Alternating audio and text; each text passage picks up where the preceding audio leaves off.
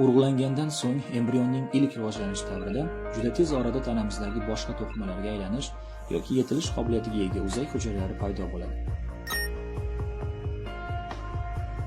Shuning uchun bu hujayralar pluripotent o'zak hujayralari deb ataladi. Ammo ular tez orada ixtisoslasha boshlaydi. Ular faqat o'zlari joylashgan to'qimalargagina aylanishi mumkin. Bu to'qimalarga xos o'zak hujayralari.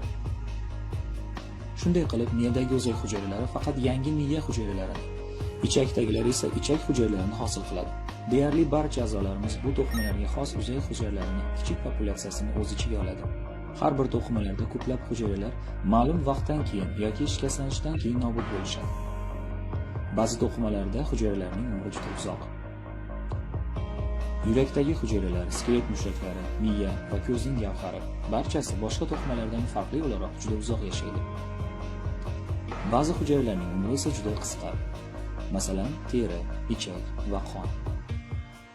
Darhaqiqat, har hafta ichakning ichki qoplamasi yangilanadi va har oy teri butunlay yangilanadi.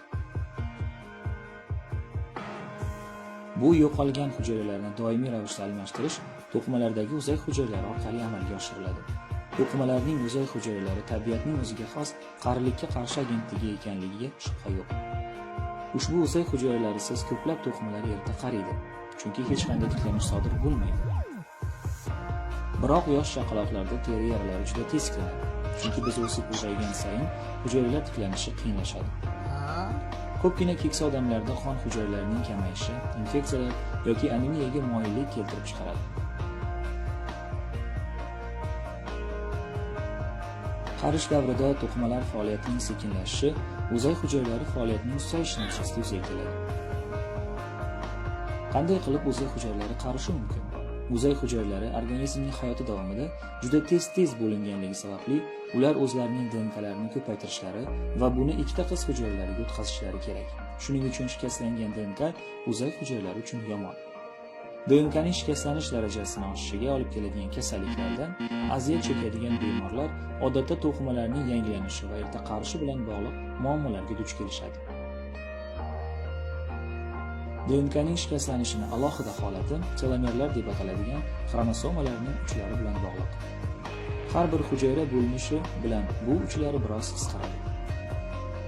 Agar uchlari juda qisqa bo'lsa, o'zak hujayralari endi to'g'ri bo'linmaydi. O'zak hujayralarining yoshi bilan yomon ishlashining boshqa sabablari ham bo'lishi mumkin. Ulardan biri epigenetik jarayon bilan bog'liq. Epigenetika DNKning qaysi o'ziga xos tarkibiy qismlari hujayra tomonidan ishlatilishini belgilaydigan dastur singaridir. Masalan, gemoglobin geni tanamizning barcha hujayralarida mavjud. Ammo faqat qizil qon hujayralari tomonidan qo'llaniladi. Xuddi shunday insulin geni faqat oshqozon osti bezi hujayralari tomonidan qo'llaniladi.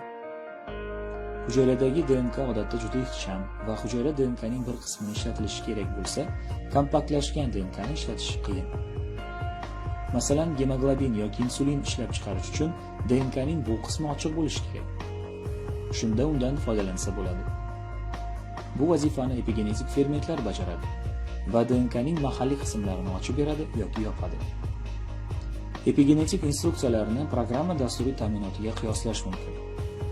Dastur qandaydir funksiyani bajarish uchun ma'lum bir vaqt davomida qaysi komponentlar kerakligini tanlab beradi.